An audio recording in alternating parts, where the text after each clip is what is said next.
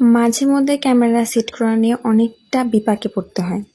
কিছু সময় আছে যেটা যখন যেভাবে রাখি ঠিক তখন সেভাবেই সেটআপটা হয়ে যায়। একদম পুরোপুরি ক্লিয়ার দেখা যায়, ভালোভাবে দেখা যায়, সুন্দর ক্যামেরাতে সুন্দর দেখা যায়।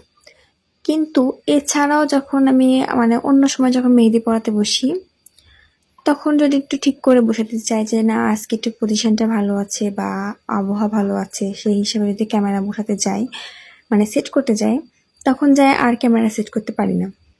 তখন দেখা যাচ্ছে হয় ক্যামেরা লড়ে যাবে, নাহলে ক্যামেরা ঠিকঠাকভাবে বসতেছে না, নয়তো আমি ক্যামেরা রাখতেছি তারপরে দেখা যায় স্ট্যান্ড পড়ে যাচ্ছে, এরকম হয় আর কি।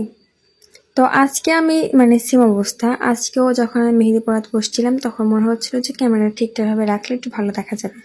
যেহেতু আজকে আবহাওয়া একটু ভালো আছে, রোদ ছিল, এজন্যে দেখতেও সুন্দর লাগবে, এজন্য আমি ভাবছিলাম যে একটু ক্যামেরাটা ভালোভাবে সেট করবো। তো ক্যামেরা যতবার সেট করছি ততবার ফোন পড়ে যাচ্ছে, নয়তো স্ট্যান্ড পড়ে যাচ্ছে, নয়তো পজিশন ঠিক হচ্ছে না। শেষ পর্যন্ত যা মনে হচ্ছিল যে আমি আজকে আর মেহেদি ভিডিও করা হবে না, যেহেতু সময় চলে যাচ্ছে।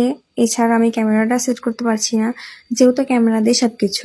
অবশ্যই আমাকে ক্যামেরাটা ভালোভাবে সেট করতে হবে, যেন তো আপনারা দেখতে পারবেন না।